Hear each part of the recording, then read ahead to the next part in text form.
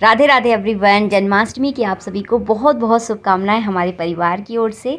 आज के वीडियो में आप सभी के साथ शेयर करने वाली हूं जन्माष्टमी की बहुत सरल विधि पूजा। इस वीडियो में मैं आपको दिखाऊंगी ताकि जिनके पास कोई सामान नहीं है वो भी सरल विधि से पूजा कर सकें। और यहाँ पर एक बात और मैं बताना चाहूँगी, जिनके पास लड्डू गोपाल की मूर्ति नहीं है वो तस्वीर की पूजा भी कर सकते हैं। तो सबसे पहले देखिए, जन्माष्टमी के दिन आप झूला ज़रूर डालें, क्योंकि देखिए जन्म होता है तो जन्म के बाद झूले का देखिए बहुत ज़्यादा महत्व है। झूला आप अपने हिसाब से देख लें, जैसी आपके यहाँ जगह हो, जैसी आपकी सुविधा हो, उस हिसाब से झूला आपको ज़रूर डालना है। तो यहाँ पर देखिए मैंने भी अपने हिसाब से यहाँ पर झूला डाल दिया है। उस पर आपको स्वास्तिक ज़रूर बनाना है। आप यहाँ पर हल्दी से स्वास्तिक बना सकते हैं, आप चाहें तो चंदन से भी आप स्वास्तिक बना सकते हैं। तो देखिए हमने यहाँ पर स्वास्तिक भी बना लिया है और देखिए झूला हमारा तैयार हो गया है। इसके ऊपर बिछाना है आपको कपड़ा। हो सके तो आप पीले कलर का कपड़ा ज़रूर बिछाएं, क्योंकि श्री हरि का ही रूप है कृष्ण भगवान जी।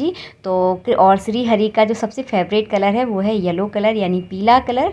तो पीले कलर का वस्त्र आप ज़रूर बिछाएं। अगर है तो बिछा लीजिए, अगर नहीं है तो आप दूसरे कलर का वस्त्र भी बिछा सकते हैं।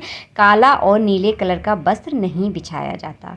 इसके बाद देखिए इसके बाद हो सके तो आप झूले को अपने हिसाब से डेकोरेट ज़रूर कर लें। मैंने यहाँ पर आर्टिफिशियल पत्तियाँ जो मार्केट में आती हैं उनसे अपने भगवान जी के झूले को अच्छे से सजा लिया है। हो सके तो आप फूलों का ज़रूर यूज़ करें, क्योंकि फूलों में जो है ना ताजगी होती है, अच्छा लगता है फूलों से सजी हुई चीज़ों का।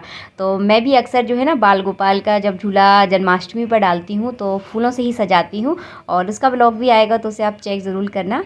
और देखिए इस तरह से हमने झूला सजा दिया है। इसके बाद देखिए सबसे पहले आपको क्या करना है, घी के दीपक को हम प्रज्वलित करेंगे। तो पूजा में सबसे पहले दीपक को ही प्रज्वलित किया जाता है। तो हमने यहाँ पर देखिए दीपक को प्रज्वलित कर लिया है। जिन लोगों का बहुत ज़्यादा मन है कि हम जन्माष्टमी की पूजा करें लेकिन उनके पास लड्डू गोपाल नहीं है, तो बिल्कुल भी आप अपना मन छोटा बिल्कुल भी नहीं करना है आपको। आपके यहाँ भगवान कृष्ण की जो भी मूर्ति हो आप उसकी पूजा भी जन्माष्टमी के दिन कर सकते हैं, क्योंकि तस्वीर की पूजा का बहुत अलग महत्व होता है। तो ऐसा बिल्कुल भी मन आपको छोटा नहीं करना है। जल्दी जल्दी देखिए मैं आपको पूजा विधि बता दूं। सबसे पहले आप नीचे एक प्लेट रख लीजिए, उसमें आपको 4 बार देखिए इस तरह से जल घुमाना है। इसे कहते हैं भाव की पूजा। तो इस तरह से भाव से स्नान करवाया जाता है तस्वीर पर। तो यूँ आपको 4 बार घुमाना है। 4 बार जल हम इसीलिए घुमा रहे हैं, जब हम पहली बार जब किसी को अपने घर में बुलाते हैं तो इस तरह से देखिए सबसे पहले उनके हाथ धुलाते हैं, फिर पैर धुलाते हैं, फिर जल का आचमन कराते हैं, फिर उन्हें स्नान करवाते हैं। तो वही भाव आपको अपने मन में रखते हुए इस तरह से जल घुमाना है। इसके बाद हमने पंचामृत को इस तरह से घुमाया है। इसके बाद हमने शुद्ध जल को भी घुमाकर एक प्लेट में डाल दिया है। इस प्लेट का जो जल और पंचामृत है, इसे आप अपना जो प्रसाद का पंचामृत है उसमें आप मिलाकर प्रसाद के रूप में अपने परिवार वालों को बांट सकते हैं। इसके बाद देखिए आप तस्वीर पर टीका लगा दें। यहाँ पर हम चंदन का टीका लगा रहे हैं। चंदन का टीका लगाने के बाद यहाँ पर मैंने तिली चढ़ा दी है। उसके बाद आप वस्त्र अर्पण करेंगे। अगर आप तस्वीर के लिए वस्त्र लेकर आए हैं तो आप अपनी तस्वीर को वस्त्र पहना दीजिए। अगर आपके तस्वीर के पास अगर वस्त्र आप किसी कारणवश अगर नहीं ला पाए हैं ना, तो कोई दिक्कत नहीं है, आप कलावे के रूप में भी तस्वीर को वस्त्र पहना सकते हैं भगवान को। तो इस तरह से देखिए कलावा के रूप में आप भगवान को वस्त्र पहना दीजिए। तो इस तरह से देखिए आपकी जो तस्वीर की पूजा है भगवान श्री कृष्ण की, वो इस तरह से हो जाती है। और तस्वीर की पूजा का भी बहुत अलग महत्व होता है। तो मैं ये बार बार नहीं कहूँगी इस बात को, तो बिल्कुल भी मन छोटा नहीं करना है। इस तरह से आप तस्वीर की पूजा कर सकते हैं। और जिन लोगों के पास लड्डू गोपाल है तो लड्डू गोपाल की पूजा भी मैं छोटे रूप में आपको यहाँ पर करके बता देती हूँ। तो सबसे पहले देखिए हम शुद्ध जल से यहाँ पर स्नान करवाएंगे। अगर आपके पास शंख है तो आप शंख से जल भरकर इस तरह से स्नान ज़रूर करवाएं, बहुत अच्छा माना जाता है। अगर नहीं है तो तांबे के लोटे में भी आप जल भरकर इस तरह से स्नान करवा सकते हैं।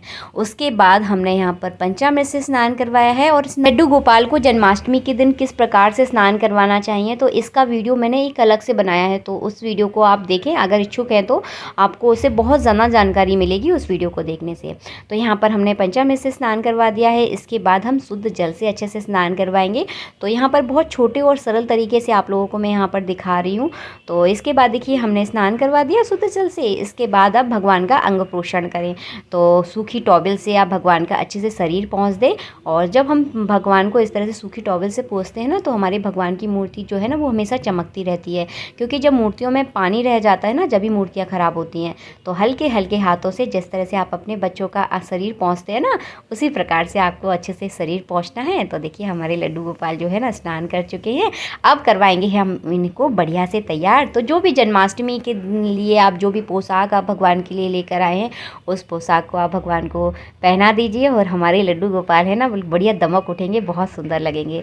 तो देखिए आज तो देखिए जन्माष्टमी है नहीं, आज तो सिर्फ आप लोगों के लिए एक डेमो का मैं वीडियो बना रही हूँ। तो मेरे पास एक पुरानी पोशाक है जो कि मैंने हरियाली तीज पर पहनाई थी, बहुत ज़्यादा पुरानी नहीं है, अभी कुछ समय ही पहले ही मैं लेकर आई हूँ। और इससे पहले देखिए आप इत्र ज़रूर लगा दें, तो मैंने यहाँ पर इत्र लगा दिया है। तो और इस तरह से देखिए तैयार करेंगे हम भगवान को। और देखिए ये वाली जो चुन्नी प्रिंट की पोशाक है जो मैं हरियाली तीज पर लेकर आई थी, वो मैंने यहाँ पर भगवान को अर्पित कर दी है, उनको पहना दिया है। और देखिए कितने प्यारे और कितने सुंदर लग रहे हैं हमारे लड्डू गोपाल जी। और इसके बाद हम चंदन का टीका लगाएंगे। जो भी आप श्रृंगार आप लड्डू गोपाल का करते हैं ना, वो श्रृंगार को आप कर दीजिए। मैं तो अपने लड्डू गोपाल को बिल्कुल सादा सिंपल रखती हूँ, जिस प्रकार मैं रहना पसंद करती हूँ उसी प्रकार अपने लड्डू गोपाल को रखती हूँ। तो बस सिंपल सादा मैंने माला पहना दी है, उनको छोटा सा एक चंदन का टीका लगा दूंगी, उनके बाल लगा दूंगी और मुकुट पहना दूंगी। तो बिल्कुल सादा सिंपल तरीके से मैं यहाँ पर तैयार करके आपको दिखा रही हूँ।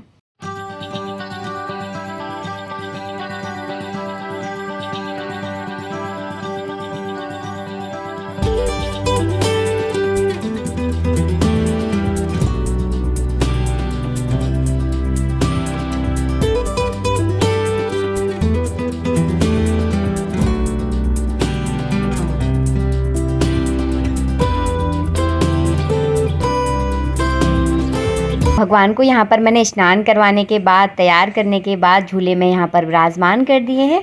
अगर आपके पास लड्डू गोपाल नहीं है तो केवल आप तस्वीर को भी झूले में विराजमान कर सकते हैं।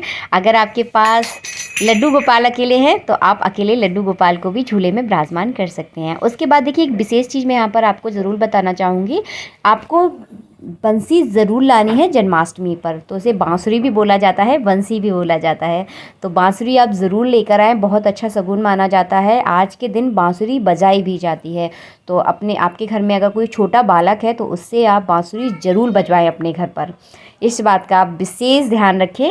तो यहाँ पर देखिए हमने ठाकुर जी की प्रिय जो बांसुरी है उसको भी उनके पास रख दिया है, वही उनका खिलौना है। और आप चाहे छोटे छोटे खिलौना लाना चाहते हैं तो वो भी यहाँ पर रख सकते हैं, तो कोई दिक्कत नहीं है, लेकिन बांसुरी आप ज़रूर रखें। उसके बाद फूल माला अगर आप लेकर आए हैं तो फूल माला भगवान को अर्पित कर दीजिए, फूल चढ़ा दीजिए भगवान के पास।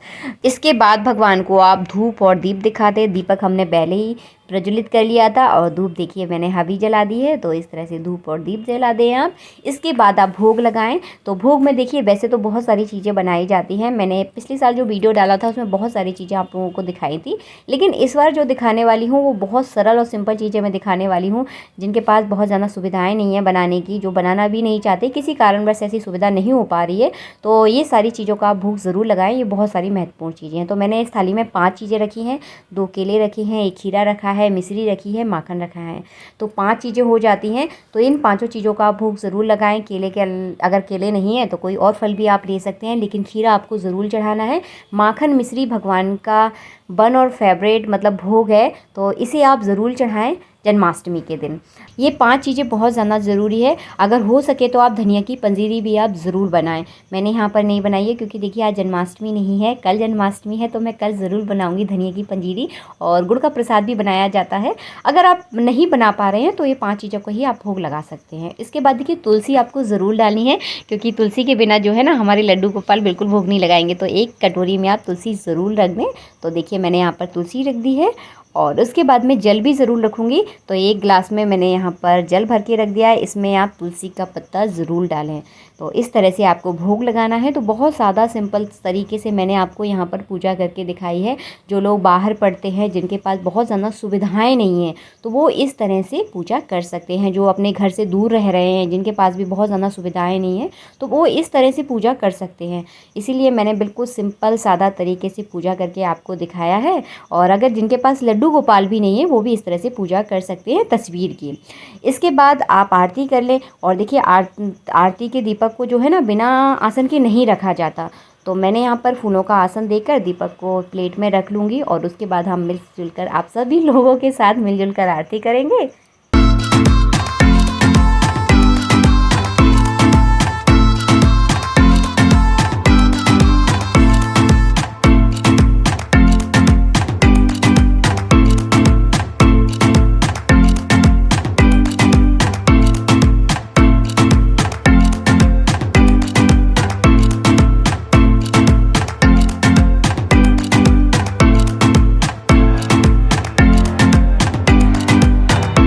आरती करने के बाद जल का अर्घ आप ज़रूर दें। अगर आपके पास शंख है तो आप शंख से भी भगवान की नज़र उतार सकते हैं।